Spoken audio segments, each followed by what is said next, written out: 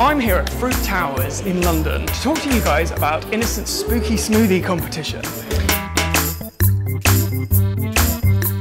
This is a 4-week competition that's going to ask you guys to come up with not only your own drink, your own packaging, your own marketing campaign, and your own name and slogan. Okay, I know, sounds a lot, but I'm going to talk to 4 experts here today that are going to give you some really useful hints and tips. So part 2 of this competition is to come up with your own name and your own slogan. Oh, and while I'm playing with these magnets, let me just tell you that you'll be getting 3 of these free in every pack of kids' wedges and fruit tubes. Oh, and one of them's going to be glow in the dark and Halloween inspired.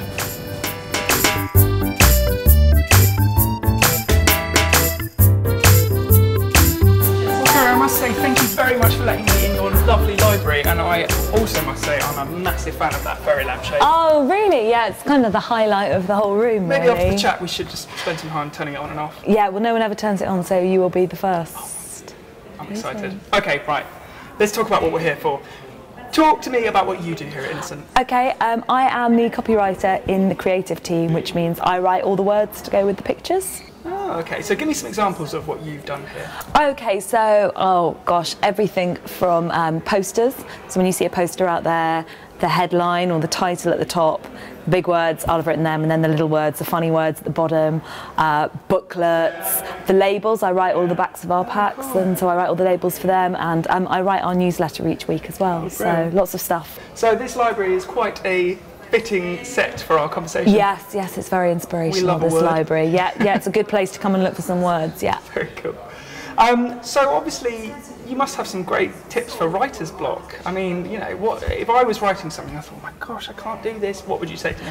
Okay, so something that I do, especially in the morning, especially it's really good to warm you up, is if you can't think of something, is to take a pen and a big piece of paper. I'm miming now. Yeah, okay, take a big piece of paper and time yourself and write solidly for 10 minutes. Do not take your pen off the paper. And whatever comes into your head, just write it all down, Doesn't matter what it is, doesn't matter what it is. Even if it's nonsense? Complete nonsense, what you're having for dinner, whatever it is that pops into your head, just write it down. Do it for 10 minutes and then stop.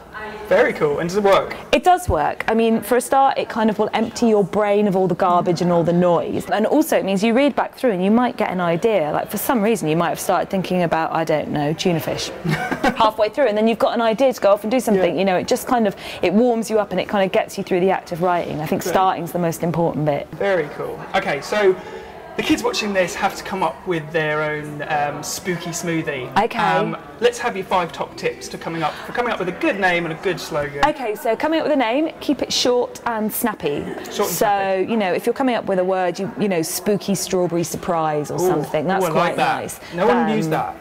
No one used that, but you know, kind of, it's got to be snappy because otherwise people aren't going to remember it. So that would be one. If you can get rhyming in there, that's already good. 2? Yeah, number 2. Okay, number 2, rhyming would be good. Just because again, it makes you remember things if things rhyme. Rolls off the tongue. Rolls off the tongue, exactly. Okay, number 3. Remember who you're selling to. So who are you writing it for? Yeah. Are you selling vampires, like some blood curdling, you know, blackberries or something? Or are you selling something for witches? So who are you writing for? Right, okay. Because that will definitely help you come up with a really good title. Okay, number 4. Secret ingredients. What are your secret ingredients going to be in there? So I know you're going to have your slogan, but are you going to have any bat wings in there, goblins' toenails, you know, eye of newt, that sort of thing? That's a really, really good one to think of. Okay, and number 5, it's got to be a good one. And number 5, in terms of your slogan, it's like, I don't know, if you're going to have something like passion fruit potion, you'd be bats not to drink it. So something quite funny, playing around with words, something like that. That would be my top one. I love that. That's very cool. Now, you've done it a little bit, but I want to almost use you as a human thesaurus. Okay. Ready?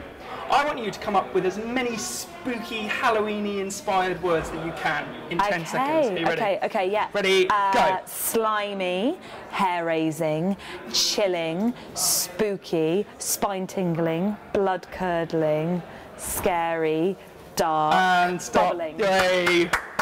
Very good.